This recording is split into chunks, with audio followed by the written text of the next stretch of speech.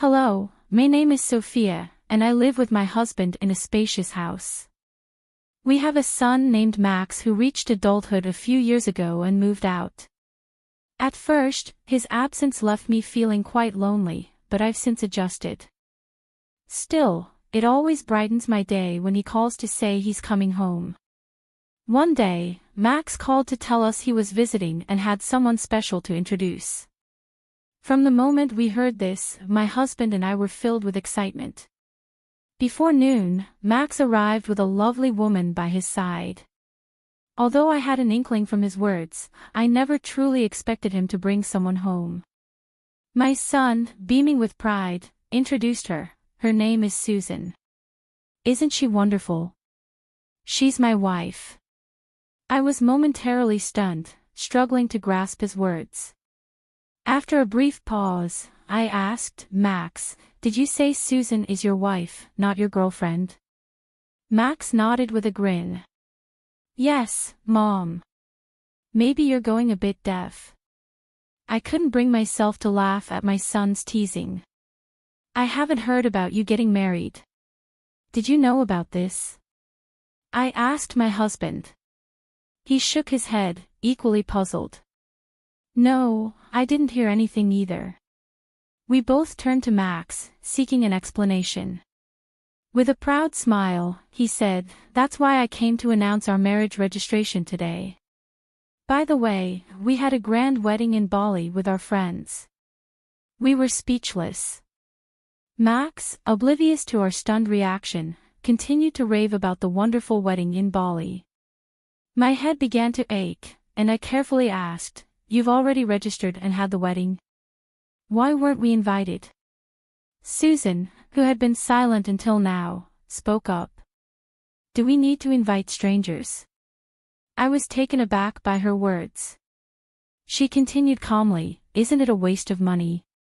I couldn't hold back my emotions. No, we are Max's parents, I said, my voice trembling. Susan seemed unconvinced and said with a dissatisfied look, But you're strangers to me. I was taken aback and fell silent. My son must have finally noticed the tension in the room and hurriedly explained, Susan has no parents or siblings. It would have been sad if she was the only one without family at the wedding. That's why I didn't invite you guys. Hearing about Susan's situation left me at a loss for words. I thought, if that's the case, maybe it could be understood. Of course, I wasn't entirely satisfied, but I told myself it was too late since the wedding was already over. After the newlyweds left, I confided in my husband. I wonder if those two will be okay. He shared my concern but said, It's their decision, they're already married. All we can do is watch over them. Although I agreed with him, I couldn't just leave it at that. So, I decided to try to bridge the gap with Susan. I got my son's phone number and decided to reach out. When Susan realized it was me on the phone, her tone immediately turned sour. What do you want? I realized my call might have made Susan uncomfortable, so I quickly explained my reason. I got some delicious treats and thought I'd bring them over to you next time. Susan replied, Oh, I don't need that. In fact, I don't even plan to give you my address. I couldn't help but ask why. Susan calmly answered, I don't want to give personal information to strangers. Please delete my phone number.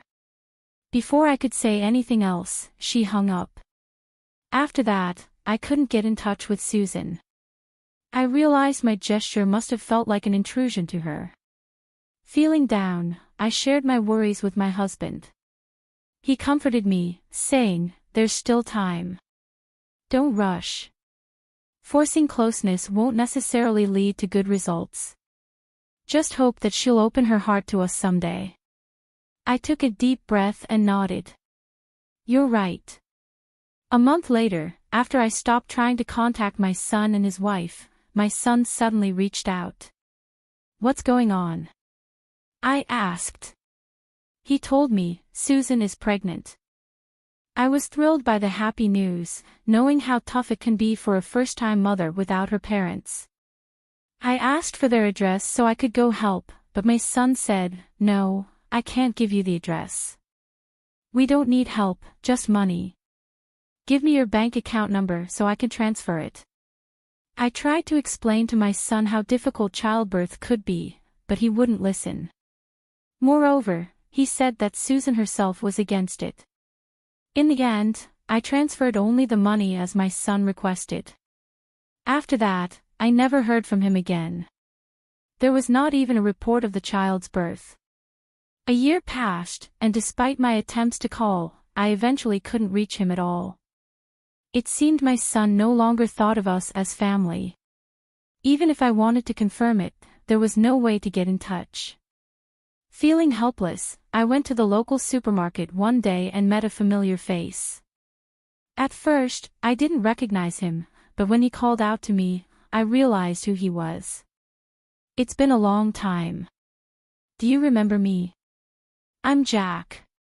Hearing the name, my memory came rushing back. He was a friend my son often brought home during high school. I didn't recognize him at first because, in my mind, he was still a high school student. "Jack, you've grown up so well," I said, looking at him closely. Jack seemed pleased and a bit shy. Then I noticed the woman standing next to him. She wore a matching ring with Jack, and her belly was noticeably large. I involuntarily covered my mouth and exclaimed, "Oh my." Jack nodded shyly. "This is my wife Jenna. Our child is due in 2 months. "Jenna, is it? Congratulations," I said. Jenna looked momentarily confused before smiling happily.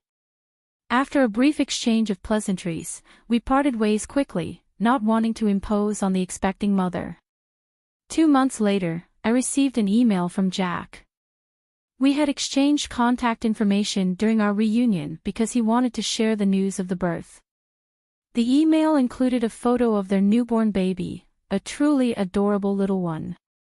As I looked at the picture, I couldn't help but imagine what it would be like if it were my own grandchild.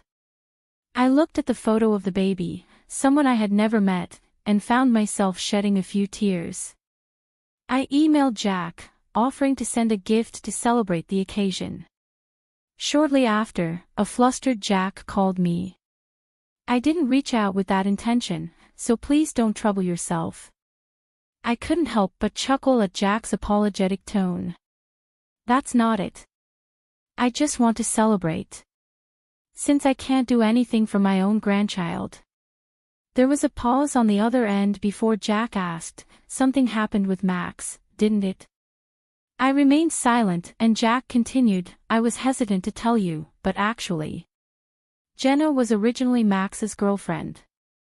Max had chosen another woman and unceremoniously dumped Jenna. That woman was Susan. Jenna was devastated after being abandoned by Max, and I couldn't leave her to deal with it alone. I tried to convince Max to make things right, but he wouldn't listen. Eventually, I gave up and ended our friendship." Jack's story ended there.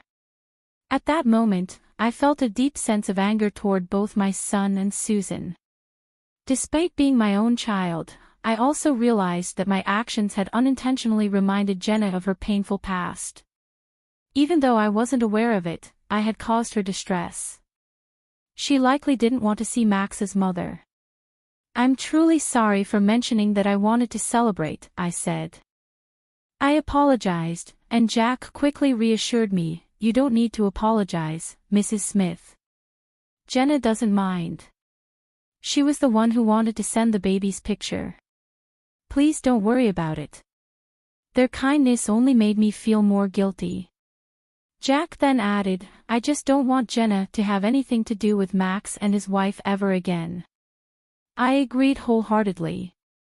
"I'll do whatever I can to help, even if it might not be much."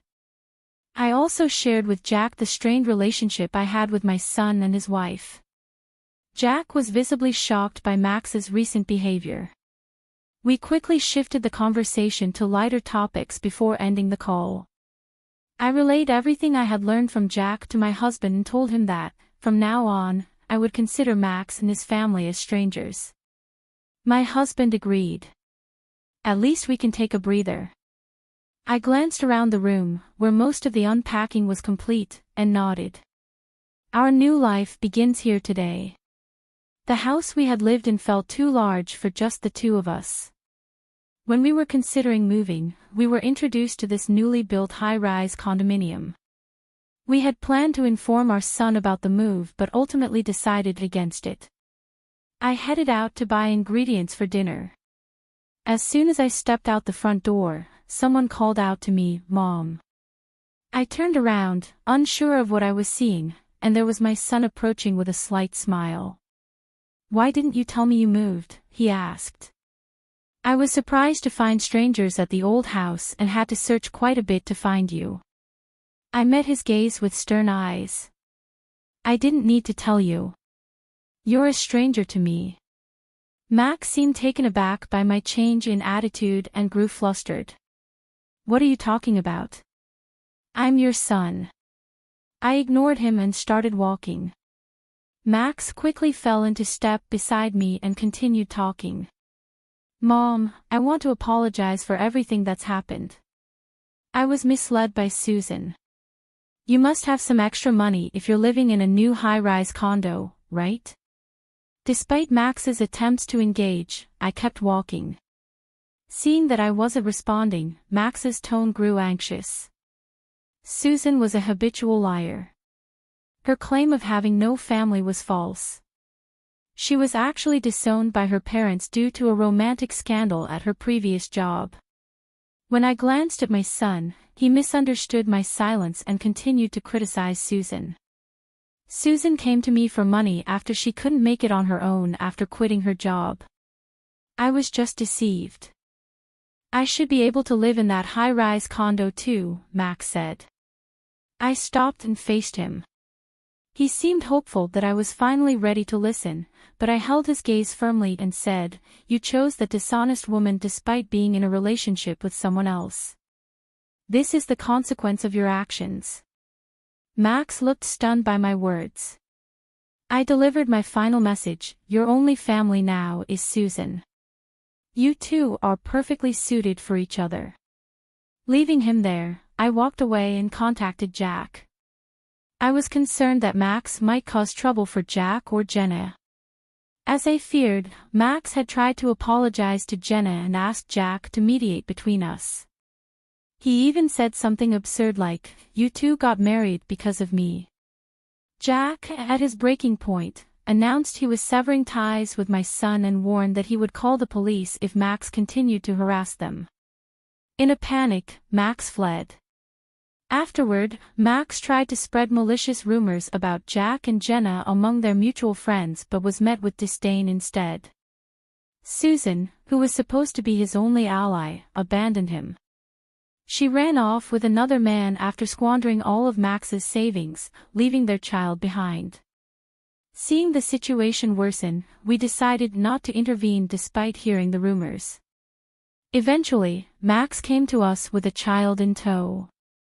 "You must feel sorry for your grandchild, right? Let us stay here," he pleaded. My husband, who had been silent until now, exploded in anger. "Don't be ridiculous. Stop acting like a spoiled child.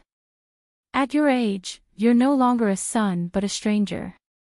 Get out." Frightened by the harsh reaction, my son fled, leaving the grandchild behind. My husband quickly locked the front door while I gently picked up the child. The little one, oblivious to the situation, reached out to my husband with a smile. Seeing that innocent smile, my husband and I shared the same thought. While we have no intention of forgiving our son and Susan, the child is innocent. We exchanged a nod and decided to raise this child ourselves. I heard that my son is now doing physical labor, likely struggling to make ends meet with a job he detests. Despite his hardships, he hasn't tried to come back home. Even if he did, the outcome would be the same. My husband and I are fully occupied with caring for our grandchild. Although raising a child at our age is challenging, the child's smile gives us the strength to keep going. For tasks that are too difficult, we rely on the help of Jack and his wife, for which we are deeply grateful. It seems that a leisurely retirement is still a distant dream, but for now, I want to savor the time with my husband and grandchild.